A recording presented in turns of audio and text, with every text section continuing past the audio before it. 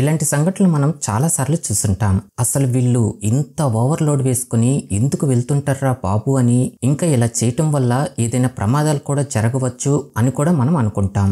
అసలు ఇవే కాదు, ఈ ప్రపంచంలో ఓవర్లోడింగ్ అంటే ఏంటో ఈరోజు ఈ వీడియోలో మనం చూసేద్దాం. నేను చేసే వీడియోస్ మీకు నచ్చుతుంటే మన ఛానల్కి సపోర్ట్ చేయండి ఫ్రెండ్స్. సపోర్ట్ చేయటం అంటే జస్ట్ ఒక్క లైక్ చేస్తే చాలు. Overloaded passengers. మామూలుగా మనం హెవీగా జనాలను తీసుకువెళ్తున్న ఆటోలను చూసుంటాం, బస్సులను చూసుంటాం, ఇంకా ట్రైన్స్ని కూడా చూసుంటాం. కానీ మీరు ఎప్పుడైనా ఇంత హౌస్ఫుల్ గా జనాభాతో తీసుకెళ్తున్న షిప్ని చూసారా? ఇది ఎక్కడో కాదు, మన పక్క దేశమైన బంగ్లాదేశ్లోనే జరుగుతుంది. మామూలుగా సిటీలో పనిచేసే వాళ్ళు సంక్రాంతి కానీ దీపావళి కానీ వస్తే ఎలా వాళ్ళ ఊర్లకు వెళ్తే ఆ ట్రైన్స్ రద్దీ ఉంటాయో, సేమ్ ఇలానే బంగ్లాదేశ్లో కూడా వీళ్ళకి ఈద్ ఫెస్టివల్ అనేది చాలా బాగా సెలబ్రేట్ చేసుకుంటారు. అంతేకాదు ఆ పండగ కోసం డబ్బులను కూడా దాచిపెట్టుకుని మరి ఆ పండగని అంత గ్రాండ్ గా సెలబ్రేట్ చేసుకుంటారు. ఇప్పుడు మనం చూసే ఈ షిప్పులో ఇంతమంది హెవీగా ఎందుకు వెళ్తున్నారంటే, వీళ్ళు ఈ సిటీ నుంచి వాళ్ళ సొంత ఊర్లకి వెళ్లటం వల్లే ఇంత రద్దీ అనేది ఉంది. ఒక్కసారి ఆ టైంలో ఆ జనాలను చూడండి. అసలు పిల్లలతో ఫ్యామిలీతో ఇంత రద్దీగా ఉన్న జర్నీ చేయాలంటే నిజంగా వాళ్ళకి నరకం కనిపించేస్తది. అయినా సరే వీళ్ళు ఆ పండగని మిస్ అవ్వకూడదని చెప్పి ప్రతి ఒక్కళ్ళు ఎంత నరకమైనా కూడా అలాగే ట్రావెల్ చేసి వాళ్ళ సొంత ఊర్లకి వెళ్తున్నారు. వెళ్ళటమే ఒక నరకం అయితే మళ్ళీ తిరిగి రావటంలో కూడా ఇంతే నరకాన్ని అనుభవించవలసి ఉంటుంది. ఆ టైంలో ఇంత పెద్ద షిప్పుల్లో కూడా ఆ జనాలు హౌస్ఫుల్ అయ్యారంటే మనమే అర్థం చేసుకోవాలి ఆ టైంలో జనాలు ఎంతమంది వాళ్ళ సొంత ఊర్లకి ప్రయాణాలు చేస్తున్నారో అని. Motor cycle. ఈ బైక్స్ మీద ఇద్దరు మాత్రమే ట్రావెల్ చేయాలి అని రూల్స్ ఉంటాయి. కానీ మీరు ఫిలిప్పీన్స్ దేశానికి వెళ్ళారంటే అక్కడ ఇద్దరు కాదు, ఏకంగా 10 మంది వరకు ట్రావెల్ చేసే మోటార్ సైకిల్స్ అనేవి మీకు కనిపిస్తుంటాయి. ఇక్కడ చాలా మంది వాళ్ళ మోటార్ సైకిల్స్ ని ఎక్కువ మందిని ఎక్కించుకునేలాగా ప్రత్యేకంగా ఇలా తయారు చేయించుకుంటారు. ఎందుకంటే వీళ్ళలో కొంతమంది ఉమ్మడి ఫ్యామిలీగా బ్రతకటానికి ఇష్టపడుతుంటారు. అలానే వాళ్ళ ఫ్యామిలీస్ అందరినీ బయటకు తీసుకువెళ్లాలంటే ఒకే బైక్ మీద ఇలా అందరినీ ఎక్కించుకుని బయటికి తీసుకెళ్తుంటారు. నిజానికి అంతమందిని ఒక బైక్ మీద మొయ్యాలంటే ఆ ఫ్యామిలీ స్టార్ కి బాగా అలవాటైపోయి ఉంటది. అందుకే ఇంత ఈజీగా తీసుకెళ్లిపోతున్నాడు. Overload motor cycle. అసలు ఇలాంటి మోటార్ సైకిల్స్ మీద ఇంత హెవీ లోడ్స్ తీసుకెళ్లటమే చాలా కష్టం. అలాంటిది వీళ్ళు ఎన్ని మూటలు దానిపై వేసి తీసుకెళ్తున్నారో చూడండి. ఇంకా ఆ బరువుకి ఇతను వెళ్లే వేగానికి ఆ బండి ఒక్కోసారి పైకి గాల్లోకి కూడా లెగుస్తూ ఉంటుంది. దానికి సపోర్ట్ గా పక్కన ఇంకో మనిషిని కూడా తీసుకెళ్తుంటాడు.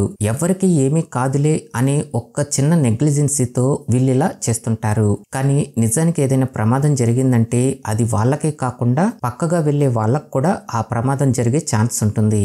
అయితే వీళ్ళు ఇలా తీసుకెళ్లటం ఒక నరకమైనా కూడా వీళ్ళందరూ ఇలా ఎందుకు చేస్తున్నారంటే, ఇక్కడ బ్రతికే కొంతమంది పేదరికంలో మగ్గుతూ ఉంటారు కాబట్టి. ఇలా చేయటం తప్పు అని వాళ్ళకి తెలిసినా కూడా వాళ్ళ పూట గడవాలంటే ఇలాంటి పనులు చేయక తప్పదు.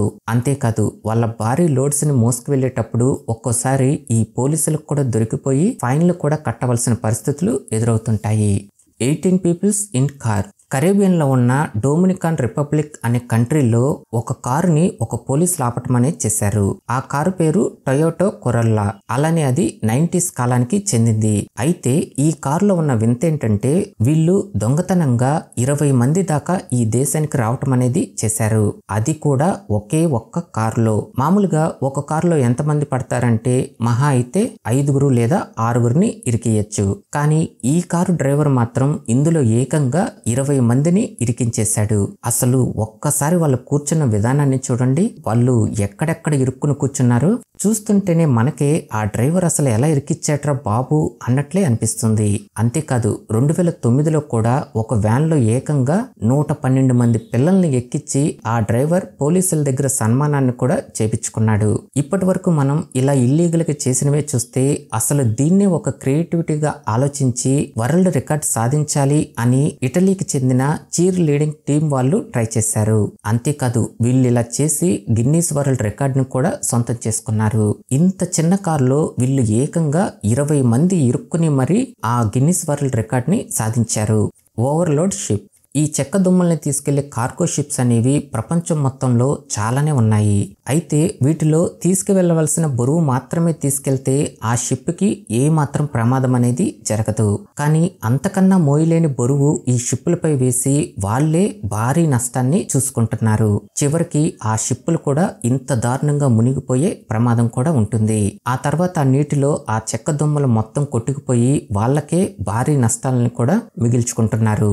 నిజానికి ఈ షిప్పులపై తీసుకువెళ్లవలసిన బరువుతో తీసుకువెళ్తే ఎవ్వరికి ఎలాంటి నష్టం అనేది జరగదు. కానీ ఇంకొంచెం తీసుకెళ్తే ఏం కాదులే అనుకుని ఆలోచించే వాళ్ళు మాత్రం ఇంత భారీ నష్టాన్ని మిగిల్చుకుంటున్నారు. Overloaded boat. ఈ బోట్లో ఎక్కుతున్న జనాలను చూస్తుంటే మీకు కూడా ఇందులో ట్రావెల్ చేయాలని అనిపిస్తుందా? ఎవరికైనా అస్సలు అనిపించదు. కానీ ఇక్కడ జనాలు, అంతమంది జనాలు ఆ చిన్న బోట్లో ఎక్కినా కూడా ఇంకా ఆ బోట్లోనే వెళ్లాలని ట్రై చేస్తున్నారంటే అసలు వీళ్ళకి అంత అవసరం ఏమొచ్చింది? వీళ్ళు పండగల టైంలో వాళ్ళ సొంత ఊర్లకు వెళ్ళటానికి ఒక్కసారిగా జనాలు ఇలా బయటకు వస్తుంటారు.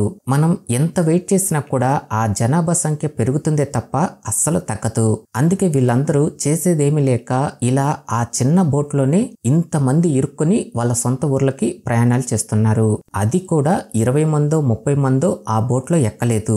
వీళ్ళు ఏకంగా 70 మంది దాకా ఆ బోట్లో వెళ్తున్నారు. నిజానికి వాళ్ళ పండగ జరుపుకోవటానికి ఆనందంతో ఇంటికి వెళ్తున్నారు. కానీ పొరపాటున అక్కడ ఏదైనా ప్రమాదం జరిగిందంటే అది పెద్ద విషాదంగానే వాళ్ళకి మిగిలిపోతుంది.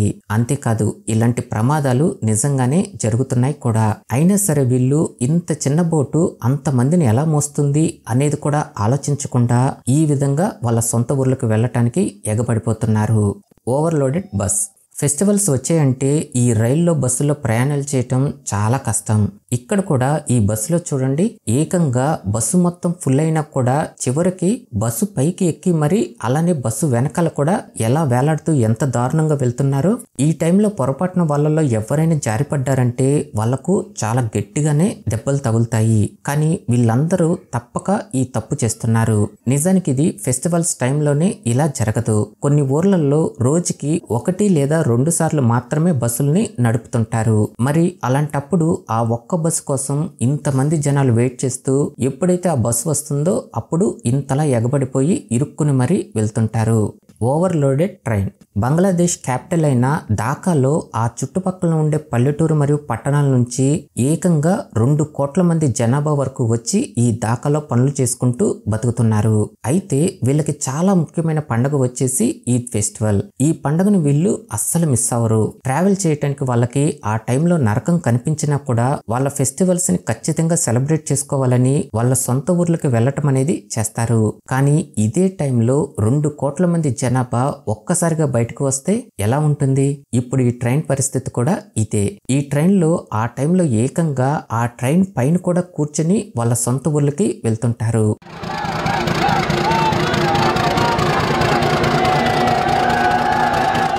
నిజంగా ఇది చాలా అంటే చాలా ప్రమాదకరమైన సిచ్యువేషన్ అనే చెప్పాలి.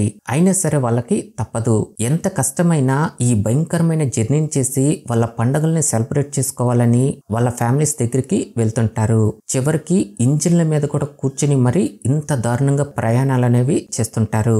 ఈ జర్నీలు చూస్తుంటే నిజంగా ఫెస్టివల్స్ టైంలో జర్నీ అంటేనే మనకి భయం పుట్టేస్తుంది. మీరు కూడా ఇలా ఏదో ఒక టైంలో ఇంత హెవీ రష్ ఉన్న ట్రైన్లో జర్నీ చేస్తుంటే కామెంట్ సెక్షన్ లో కామెంట్ చేయండి.